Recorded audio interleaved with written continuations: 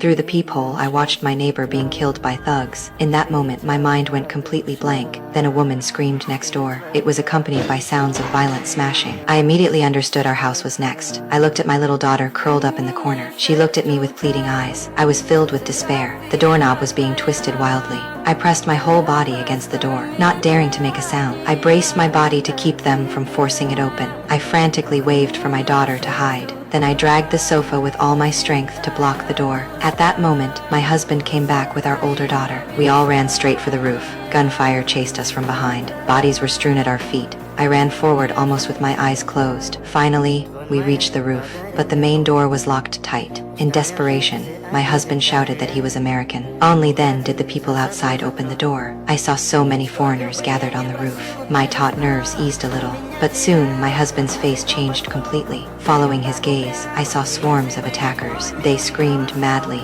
intent on killing all Americans. Suddenly, a helicopter flew in. Everyone thought help had arrived. People waved and cheered desperately. However, at the moment the helicopter turned, bullets rained down from the sky. People were struck down across the roof, but the helicopter did not stop. It circled the building crazily. At that moment, its tail rotor caught on a power line. The helicopter instantly lost balance. It crashed onto the roof with a roar. I didn't have time to breathe a sigh of relief. A new wave of attackers came up through the fire escape. My husband turned and shouted for me to jump to the next roof.